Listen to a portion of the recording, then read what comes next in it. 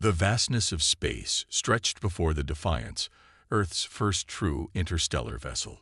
Captain James Wilson stood on the bridge, his weathered face illuminated by the glow of countless stars through the viewing port. After 3 weeks of travel using the newly developed jump drive, they had ventured farther than any human in history. Status report, Williams, Wilson said to his navigation officer. Lisa Williams looked up from her console, her brow furrowed. Captain, something's not right. According to our star charts, we should be in empty space, but sensors are picking up significant traffic ahead. Artificial structures, too, massive ones. Wilson moved to her station, studying the readings with growing concern. This wasn't supposed to be here. Their mission was simple: test the jump drive by reaching Proxima Centauri and return home. Instead, they'd apparently jumped much farther than intended. Full stop. Power down non-essential systems, he ordered. Let's not announce ourselves until we know what we're dealing with. The Defiance slowed to a halt, hanging silently among the stars as the crew tried to make sense of their situation. The ship was impressive by Earth standards, 300 meters of advanced technology and innovative design. But Wilson suddenly felt very small. Across the sector, in the gleaming command center of the Imperial dreadnought Inevitable Victory, Admiral Vex received a report from one of his underlings. The tall, blue-skinned officer barely glanced at the junior lieutenant who approached. Admiral, our outer sensors detected an anomalous energy signature in Sector 7. It appears to be a small vessel of unknown configuration. Vex waved a four-fingered hand dismissively. Probably another smuggler or trader trying to avoid tariffs. Send a patrol to investigate, but don't bother me with such trivial matters again. Yes, Admiral, the lieutenant said with a bow before retreating. Vex returned his attention to the holographic map displaying the vast galactic empire.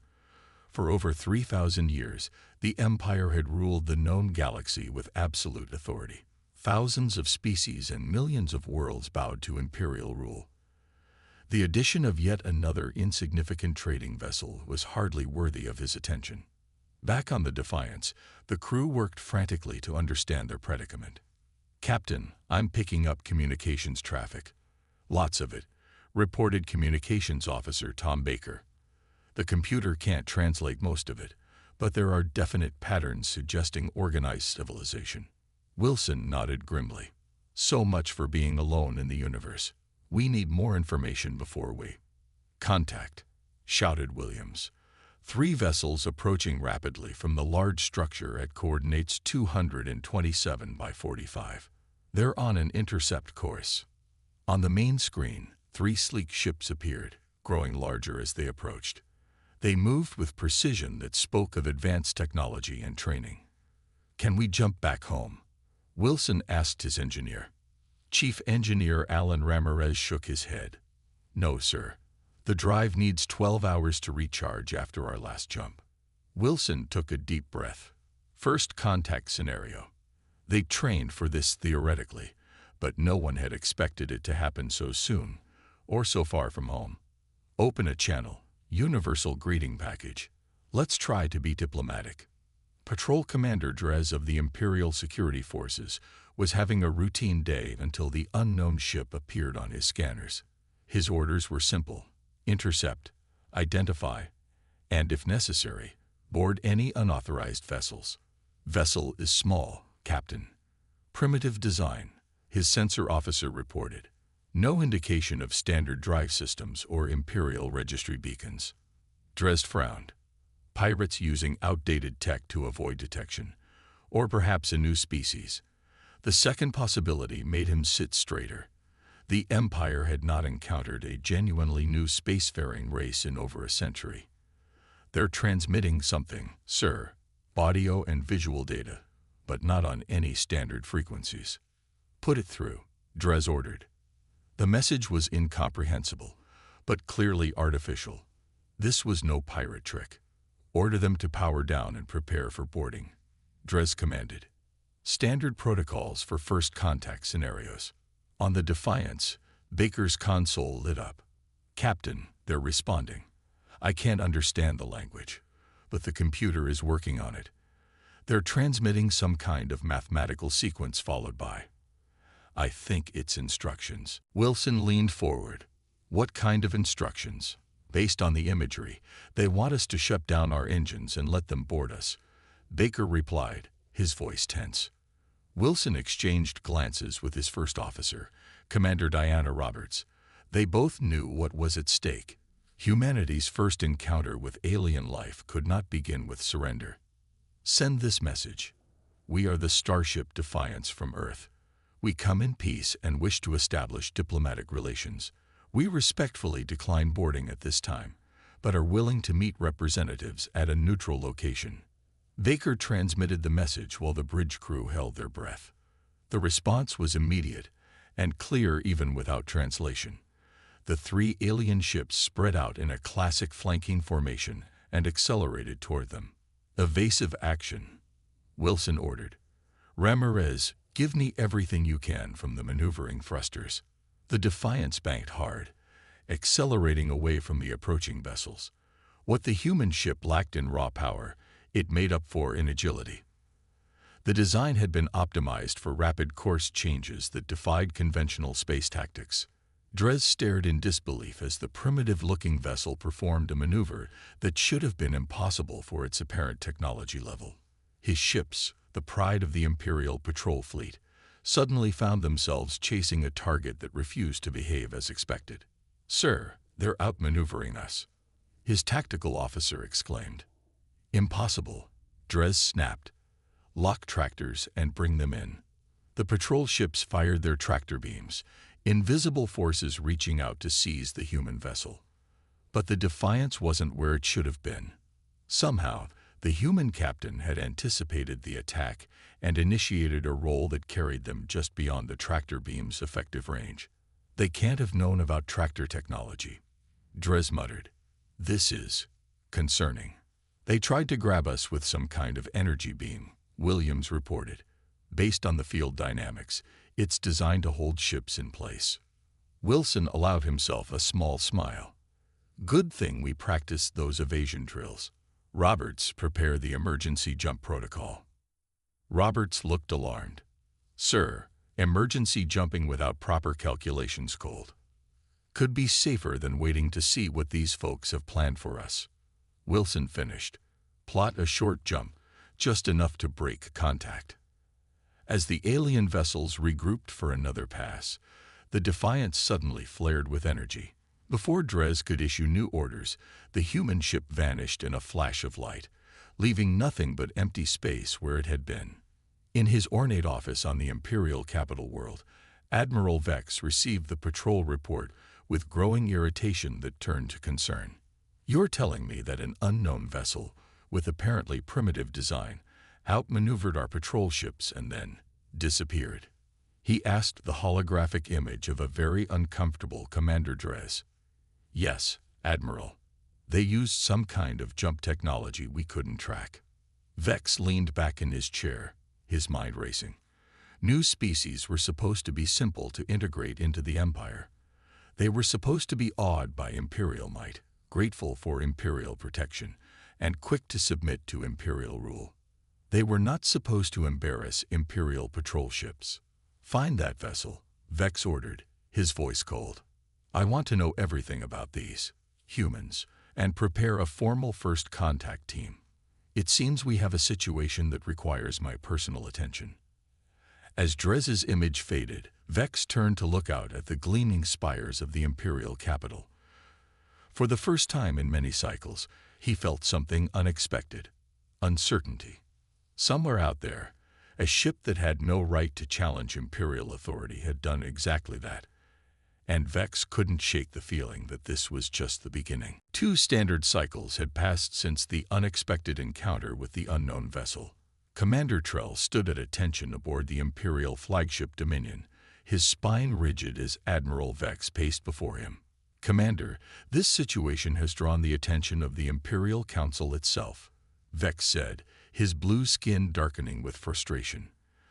"This human vessel made our patrol ships look like children's toys. The Empire cannot allow such an embarrassment to stand." Trell nodded, his expression serious. "I understand, Admiral. My battle cruiser is ready for immediate deployment." "Good. You will take the Dominion and 2 support vessels to find this ship. Capture it if possible, destroy it if necessary, but bring me answers." Vex handed him a data crystal. "These are the coordinates of their last known position. Intelligence suggests they may be operating near the outer rim." Trell accepted the crystal with a formal bow. "The Empire will prevail, Admiral." As he left the Admiral's presence, Trell allowed himself a small smile. This mission would surely lead to promotion. After all, how difficult could it be to catch one primitive vessel? The Defiance drifted silently in the shadow of a gas giant, its systems running on minimal power. On the bridge, Captain Wilson studied the star maps they had managed to download from unsecured Imperial networks. "So we've jumped into the middle of some massive galactic empire," he summarized, looking at his assembled officers. "An empire that, as far as we can tell, doesn't know Earth exists, or didn't until we showed up." First Officer Roberts pointed to a section of the map. "Based on the communication traffic we've intercepted, this entire region is under Imperial control. Hundreds, maybe thousands of inhabited star systems. And not all of them are happy about it," added Communications Officer Baker. "I've been monitoring their channels. There's a planet called Loraxia in the next system that's in active rebellion against Imperial rule." Wilson considered this information carefully. Their emergency jump had carried them even farther from Earth, and the drive needed major repairs before they could attempt a return journey. "Our priority has to be protecting Earth," he said finally. "This empire is clearly expansionist, and they now know humans exist. We need to understand what we're dealing with, and, if possible, find allies." "Captain," Williams spoke up, "sensors are detecting a large energy signature approaching this system. Based on what we've learned about Imperial drive signatures, it's at least one major warship." Wilson straightened. "They found us faster than I expected." "Options. We could hide deeper in the system," suggested Roberts. "Or we could check out this rebellious planet," countered Engineer Ramirez. "The Imperials would be less likely to look for us there, and we might find some friends." After a moment's thought, Wilson nodded. "Set course for Loraxia. Let's see if there's more to this empire than bullying patrol ships." The planet Loraxia hung like a blue-green jewel in space, its surface partially obscured by smoke rising from multiple locations. As the Defiance approached cautiously, the crew could see the unmistakable signs of conflict. 3 Imperial vessels in orbit," reported Williams. "They're bombarding the surface with some kind of energy weapons." Wilson watched the scene with growing concern. The Imperial ships were systematically destroying what appeared to be cities, with no regard for civilian casualties. "This isn't a military operation," Roberts said quietly. "It's punishment." Wilson's jaw tightened. "Get me more information about what's happening down there." Baker worked his console rapidly. "From what I can piece together, the Loraxians refused to increase their resource quotas to the Empire. When they protested, the Empire labeled it rebellion and dispatched these ships to restore order." For long moments, Wilson stared at the screen. His orders were clear: avoid confrontation, gather information, and return to Earth. Interfering in an alien conflict was expressly forbidden. But as he watched another city erupt in flames, he found himself making a different calculation. "If this is how the Empire treats its own people," he said, "what would they do to Earth?" "Battle stations. We're going to show these Imperials that humans don't stand by while innocents are slaughtered." Commander Trell was supervising the punishment of Loraxia when his tactical officer called for attention. "Commander, unknown vessel approaching at high speed. Configuration matches the human ship from the reports." Trell smiled coldly. "Fortune favors the Empire. Deploy interceptors and prepare boarding parties. I want that ship intact." He watched as his orders were carried out, fighter craft launching from the 3 Imperial vessels. The human ship was outnumbered and outgunned.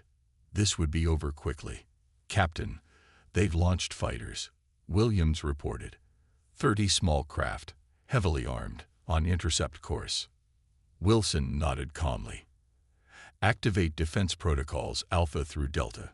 Target the lead Imperial vessel's weapon systems only. We want to disable, not destroy. The crew exchanged glances. The defense protocols had never been tested in actual combat. As the Imperial fighters closed in, the Defiance suddenly blossomed with energy. Multiple ports opened along its hull, revealing systems that had remained hidden until now. The first wave of fighters fired their weapons, expecting to cripple the small human vessel. Instead, their energy blasts dissipated harmlessly against an invisible barrier surrounding the Defiance. Shields holding at 92%, reported Ramirez. Countermeasures ready. Wilson gave the order. Fire. What happened next would be debated in Imperial tactical academies for years to come. The seemingly outmatched human vessel unleashed a precision barrage that systematically disabled the fighter's propulsion systems without destroying a single craft. On the bridge of the Dominion, Trell watched in disbelief as his fighters drifted helplessly, disabled but intact. Impossible, he whispered. Target that ship with main batteries.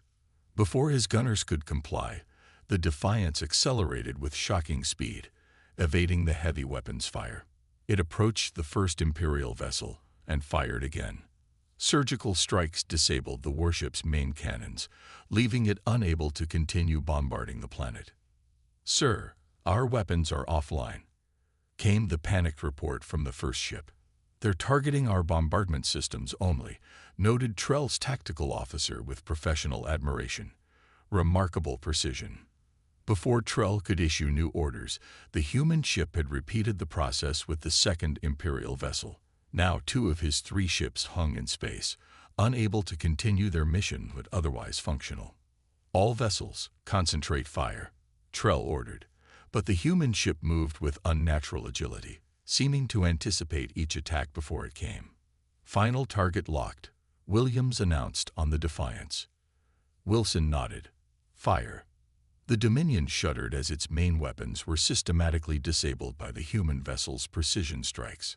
"All Imperial bombardment capabilities neutralized," confirmed Roberts. Wilson opened a channel to the surface. "People of Loraxia, this is Captain James Wilson of the Earth vessel Defiance. The Imperial ships can no longer attack your planet. I suggest you take this opportunity to negotiate better terms."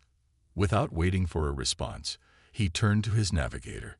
"Williams, get us out of here. Random jump, maximum speed." As Imperial reinforcements began appearing at the edge of the system, the Defiance vanished in a flash of energy, leaving behind 3 humiliated Imperial warships and a planet full of astonished Loraxians. In his private chambers, Admiral Vex reviewed Commander Trell's report with mounting horror. The human vessel had not only engaged superior Imperial forces, but had done so with technology that should have been centuries beyond their apparent development level. "Play the combat footage again," he ordered his aide. The holographic display showed the Defiance moving with impossible precision, its weapons striking exactly, and only, what they aimed at. Most disturbing of all was the ship's apparent shield technology, which had no equivalent in Imperial defense systems. "There's no way that's a human warship," Vex muttered. "It can't be." But the evidence was irrefutable. Somewhere beyond Imperial space was a civilization with technology that could challenge the Empire's military superiority. Technology housed in a ship smaller than a standard Imperial cruiser. For the first time in his long career, Admiral Vex felt something he had never expected to experience: fear. 6 months had passed since the Defiance returned to Earth with its incredible news. Humanity was not alone in the universe, and their first neighbors were a vast, aggressive empire that spanned thousands of worlds. The revelation had united Earth's nations in an unprecedented way, as governments and scientists worked together to prepare for possible contact or conflict. Today marked the next chapter in this new era. The Concordia, Earth's first purpose-built diplomatic vessel, glided silently through space toward the coordinates provided by Imperial representatives. Twice the size of the Defiance, the Concordia combined elegant design with hidden strength. Its hull gleamed in the light of distant stars as it approached the massive space station that served as the Empire's diplomatic outpost. Ambassador Marcus stood on the bridge, his formal attire a stark contrast to the practical uniforms of the crew. Captain Wilson, now serving as military advisor to the diplomatic mission, stood at his side. "Impressive," Marcus commented, looking at the Imperial station. The structure stretched for kilometers, with sweeping arches and gleaming towers that spoke of wealth and power. "They certainly want us to be impressed by their grandeur." Wilson nodded. "It's psychological. Make the other side feel small before negotiations even begin. Then it's fortunate that humans have never been easily intimidated by size." Marcus replied with a smile. "Open a channel, Captain." The communications officer complied, and Marcus spoke clearly. "Imperial Diplomatic Station. This is Ambassador Marcus of Earth aboard the starship Concordia. We are here at the invitation of the Imperial Council for diplomatic discussions." The response was immediate. "Earth vessel Concordia, you are cleared to dock at Bay 12. The Emperor's representatives await your arrival." Marcus raised an eyebrow. "The Emperor himself? I wasn't told he would be present.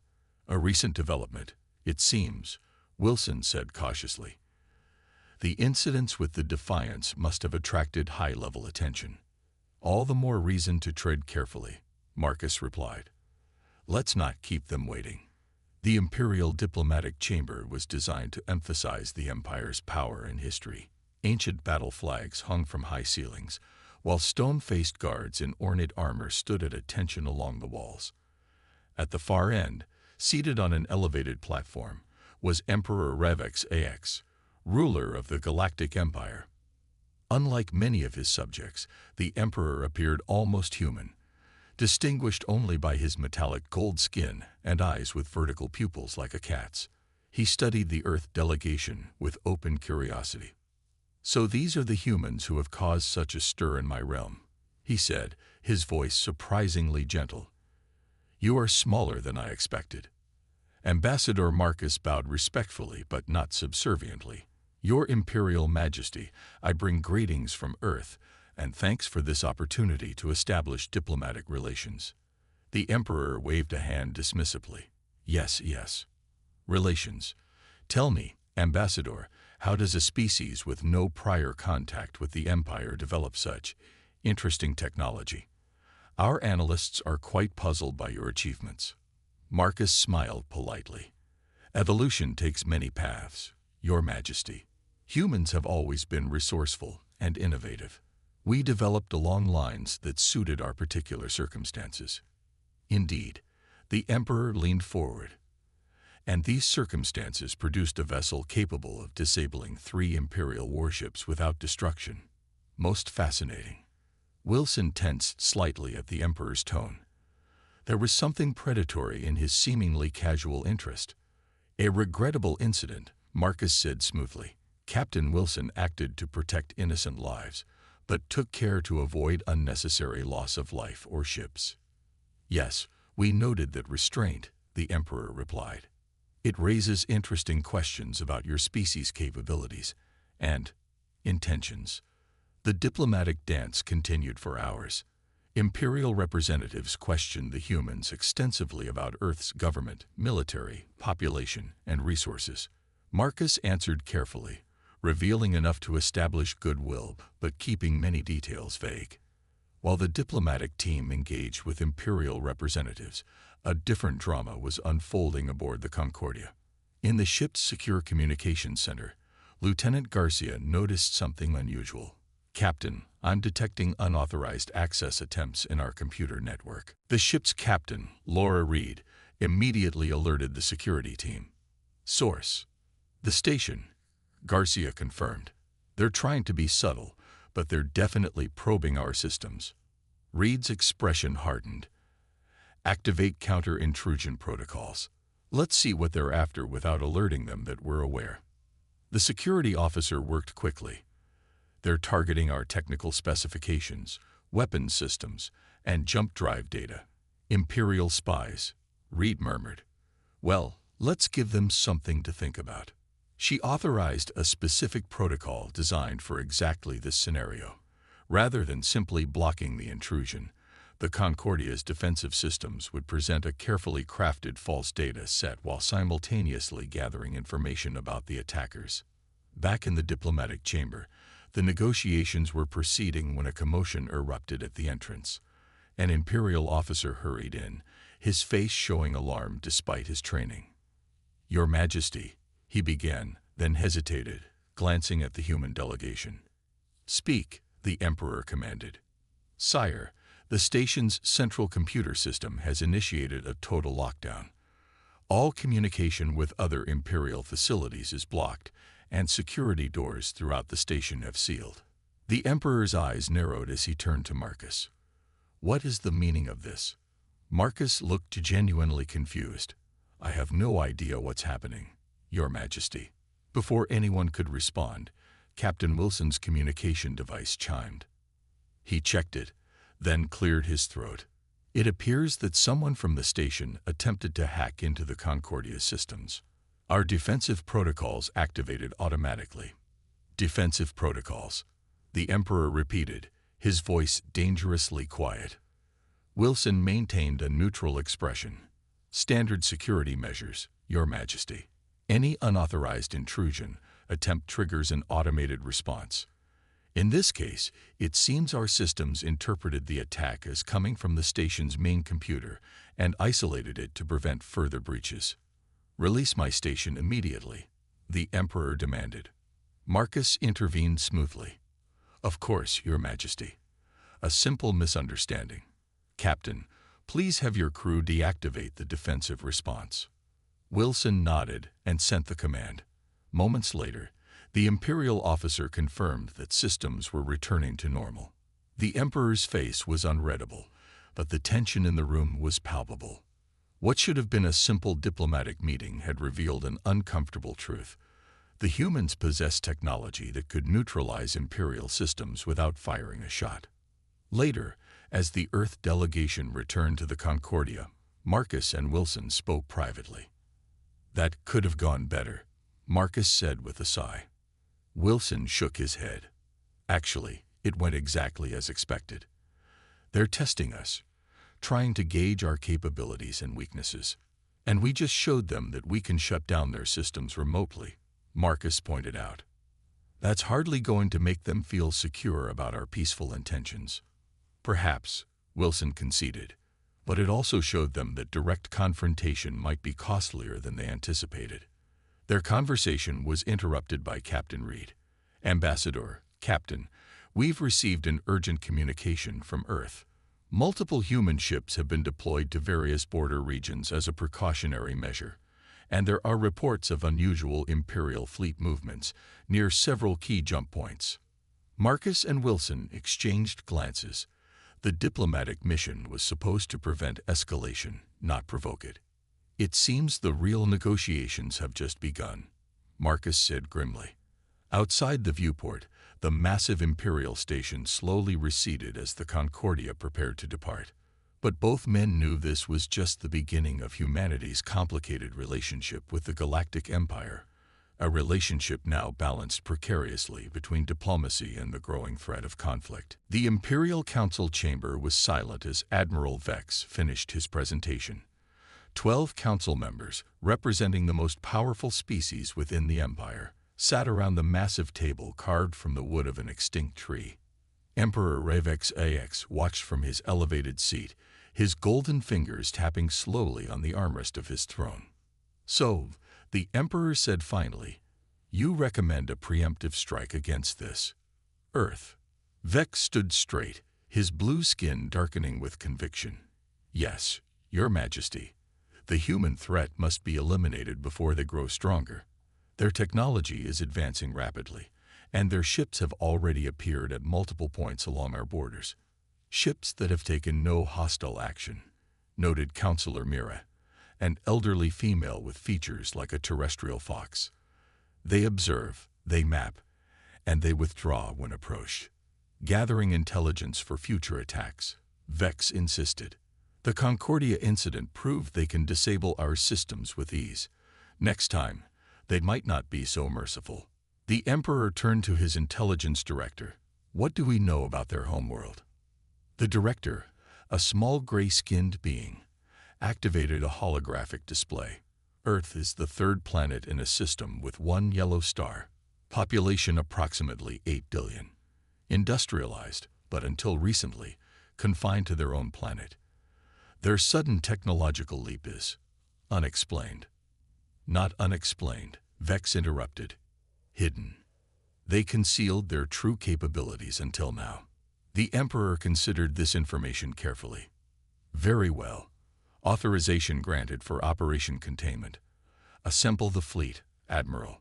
Show these humans the true might of the Empire. Vex bowed deeply, satisfaction evident in his posture. The fleet will depart within 3 cycles, Your Majesty. We will secure the Empire's future. As the council members filed out, Councillor Mira approached the Emperor privately. I fear we may be making a grave mistake, Your Majesty. If the humans truly wanted war, why demonstrate their capabilities without causing destruction? Why engage in diplomacy at all? The Emperor's vertical pupils narrowed. A valid concern, Counselor. But I cannot risk the safety of the Empire on philosophical questions. If the humans are truly peaceful, they will surrender when faced with overwhelming force. If not, he let the thought hang unfinished. Mira bowed and withdrew, her concerns unresolved. Captain James Wilson stood on the bridge of the Resolute, Earth's newest and most advanced warship. At 500 meters long, it was considerably larger than the Defiance and incorporated all the lessons learned from their encounters with Imperial technology. Status report, he requested. Commander Roberts, who had followed him from the Defiance to this new assignment, checked her console. All systems nominal, Captain. The other ships are in position and awaiting orders. Wilson nodded, studying the tactical display. Earth's defense force consisted of just 7 ships, all that could be constructed in the limited time available. They faced an Imperial fleet of over 60 vessels, according to intelligence reports. The odds were not favorable. Any word from Ambassador Marcus? He asked. The diplomatic channel remains open, but the Empire has not responded to our latest communication. Roberts replied. It appears they've made their decision. Wilson's expression remained calm, but his eyes revealed his concern. Humanity had hoped for peaceful relations with the Galactic Empire. Instead, they faced an existential threat from a power that spanned thousands of worlds. Signal all ships, he ordered. Execute Operation Shadow. Let's hope Director Bell's strategy works. The 7 Earth vessels moved into formation, then simultaneously activated their modified jump drives. In flashes of controlled energy, they vanished from their positions near Earth. Admiral Vex stood proudly on the command deck of the Inevitable Victory, the flagship of the Imperial Containment Fleet. 65 warships, representing the largest military force assembled in a century, moved in perfect formation toward the human solar system. Time to arrival, Vex asked. 2 hours to jump point, Admiral, his navigator responded. All ships report ready for combat operations. Vex allowed himself a small smile. This would be his greatest achievement, the swift neutralization of a potential threat to Imperial stability. The humans had been clever, but cleverness alone could not stand against the overwhelming might of the Empire. Send word to the Emperor. Operation Containment is proceeding as planned. The Imperial fleet emerged from hyperspace at the edge of Earth's solar system, weapons charged and shields at maximum. But the expected resistance did not materialize. No human ships challenged their arrival.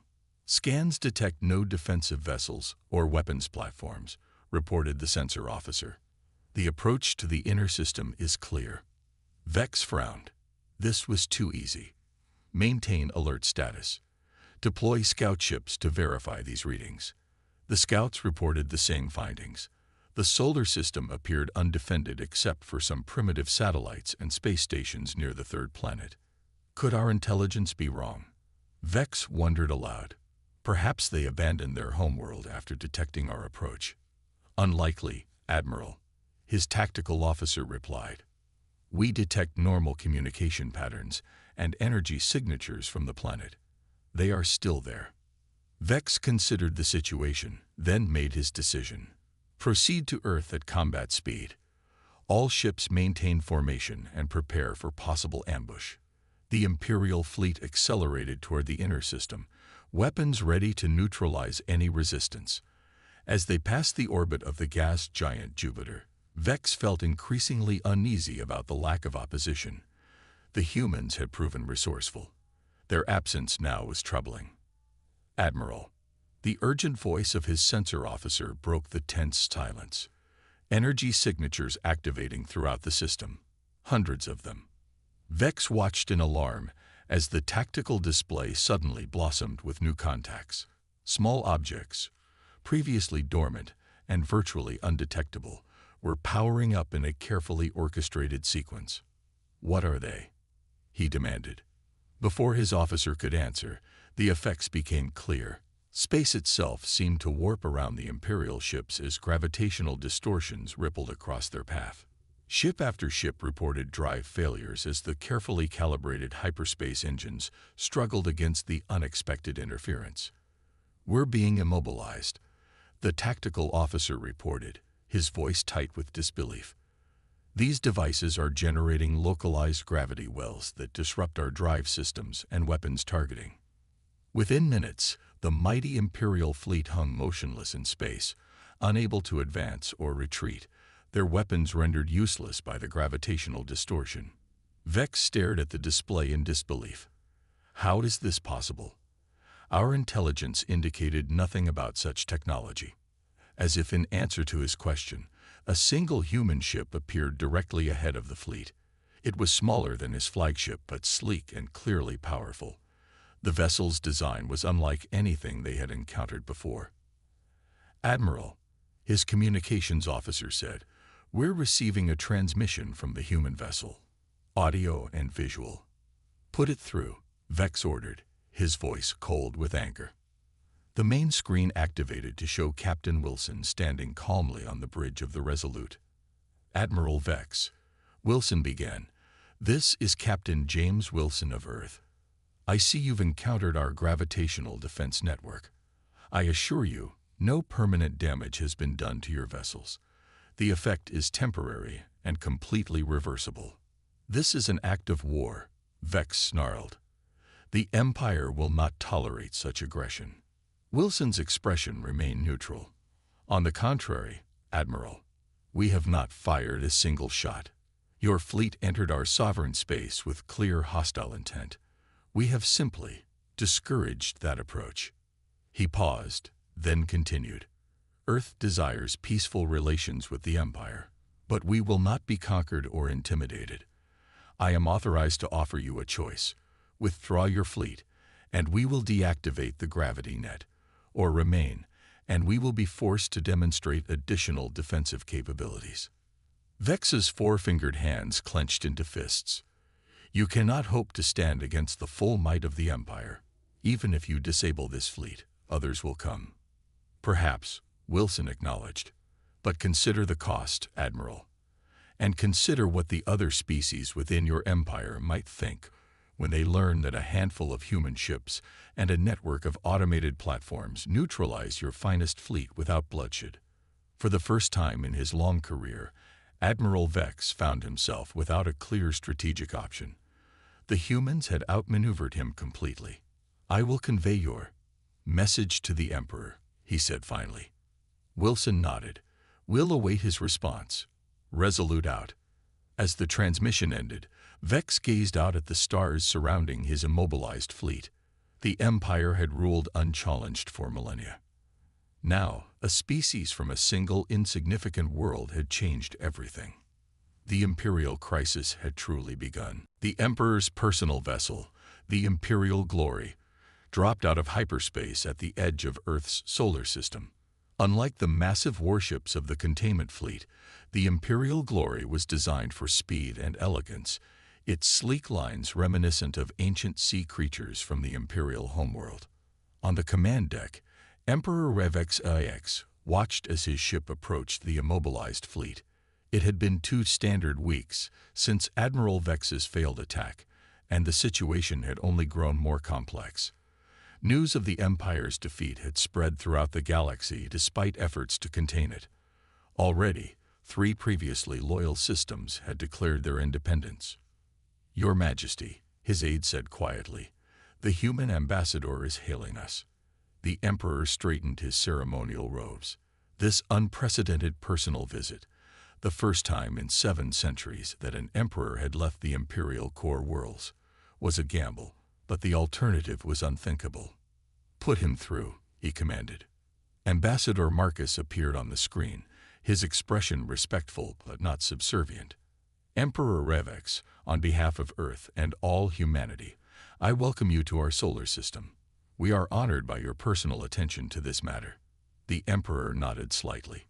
"The situation demands my presence, Ambassador. I trust arrangements have been made for our meeting." "Yes, Your Majesty. We have prepared neutral space aboard the station you can see ahead. Both your security team and ours have inspected it thoroughly." "Very well. I shall arrive shortly." The Emperor ended the transmission and turned to his advisors. "Remember, we are here to salvage imperial dignity and reach a workable agreement. The reports from our intelligence agents are clear. We cannot defeat these humans through conventional means." His advisors nodded solemnly. The revelation of human technological capabilities had shaken the imperial hierarchy to its core. The neutral station hung in space halfway between the immobilized imperial fleet and Earth. Originally a research platform, it had been quickly modified to serve as a diplomatic venue. The central chamber was circular, with viewports looking out into the blackness of space. Earth was visible as a blue marble on one side, while the imperial fleet could be seen on the other, a constant reminder of the current situation. Captain Wilson stood at attention as Emperor Revex entered the chamber, followed by his delegation. The Emperor moved with natural grace, his golden skin gleaming under the station's lights. Ambassador Marcus stepped forward to make formal introductions. What followed was the most extraordinary diplomatic conference in Earth's history. For 3 days, human and imperial representatives discussed technology, territory, political structures, and the fundamental nature of galactic governance. On the final day, the Emperor requested a private meeting with just Wilson and Marcus. "Your technology," the Emperor began once they were alone, "it follows a different path than ours." "Explain this to me." Wilson and Marcus exchanged glances before Marcus answered. "Your Imperial Majesty, human development has always emphasized efficiency and adaptability over raw power and scale. Our ships are smaller but more maneuverable. Our weapons are precise rather than devastating. We value finesse over force." "A philosophical difference, then," the Emperor mused. "In part," Wilson agreed, "but also practical. Earth has limited resources compared to your vast empire. We had to do more with less." The Emperor's vertical pupils dilated slightly, a sign of interest, Marcus had learned. "And this gravitational technology that has neutralized my fleet. An extension of our jump drive research," Wilson explained. "We discovered that the same principles that allow faster-than-light travel can be used to create localized gravitational distortions." "Impressive," the Emperor acknowledged. "And more importantly, unexpected. The Empire has grown complacent in its power. We haven't faced a true technological challenge in millennia." He paused, studying the humans carefully. "What do you want, Captain Wilson? Ambassador Marcus, what does Earth truly seek in this galaxy?" Marcus leaned forward. "Peace, Your Majesty. Security for our world and its people. The freedom to explore and trade. We have no desire for conquest or domination. And yet you have effectively conquered my finest fleet without firing a shot," the Emperor pointed out. "Defense is not conquest," Wilson replied. "We acted to protect our world from what we perceived as an existential threat." The Emperor was silent for a long moment. Then, unexpectedly, he smiled. "You know, Captain, in all my centuries of rule, No one has ever outmaneuvered me so completely. It is refreshing. On the final day of negotiations, representatives from a dozen worlds joined the conference. Some were imperial subjects who had long chafed under centralized rule. Others were independent systems that had maintained uneasy relations with the Empire. All had been monitoring the unprecedented standoff between humans and Imperials. Ambassador Marcus presented Earth's proposal to the assembled delegates, a new framework for galactic relations. Not an empire ruled by force, but a community of worlds bound by mutual interest and respect. Each world would maintain its sovereignty while adhering to basic principles of non-aggression and fair trade. The Empire has brought stability to the galaxy, Marcus acknowledged, but at the cost of freedom and innovation. We believe there is another way, a balance between unity and independence. The Imperial representatives listened with expressions ranging from outrage to thoughtful consideration. Several Imperial councilors protested vehemently, arguing that any change to the established order would bring chaos. But to everyone's surprise, Emperor Ravex raised his hand for silence. For 3,000 years, he said, his voice carrying effortlessly through the chamber, the Empire has ruled through strength and tradition. We have maintained peace, yes, but also stagnation. He looked around the room, meeting the eyes of delegates from worlds that had been under Imperial control for countless generations. The humans have shown us another possibility. Not through conquest, but through ingenuity. They disabled our fleet without destruction. They offered terms when they could have demanded surrender. The Emperor paused, then continued with what seemed like genuine wonder.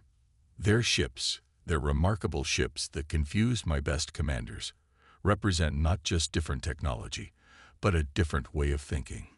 He turned to face Marcus and Wilson directly. The Empire will consider your proposal, Ambassador, not because we must, but because perhaps it is time for change. 1 month later, Captain Wilson and Ambassador Marcus stood in the observation lounge of Earth's orbital headquarters. Below them, the blue-green planet continued its eternal dance around the sun, unaware of how close it had come to devastation. They watched as the last Imperial vessels, now freed from the gravitational trap, prepared to depart the solar system. The Treaty of Sol, as it was being called, had been signed by the Emperor and representatives of 37 worlds. It established a transition from imperial rule to a galactic council where all member worlds would have a voice. "Do you think it will work?" Wilson asked, breaking the comfortable silence. Marcus smiled slightly. "The treaty, it's a beginning. Change won't happen overnight, but it started. And we'll be ready if it doesn't," Wilson added, his gaze shifting to where Earth's new defense fleet was gathered. The Resolute was now just one of 20 ships, with more under construction. "The Emperor was right about one thing," Marcus said. "Our ships did represent a different way of thinking. Humanity didn't try to build bigger or more powerful vessels than the Empire. We built smarter ones." Wilson nodded. "And now the whole galaxy is asking the same question. There's no way that's a human warship, right?" They laughed together as they watched the Imperial ships disappear into hyperspace. Earth was no longer alone in the universe, and the galaxy would never be the same. The Galactic Empire had been shaken, not by force of arms, but by the one thing it had never expected, a new idea.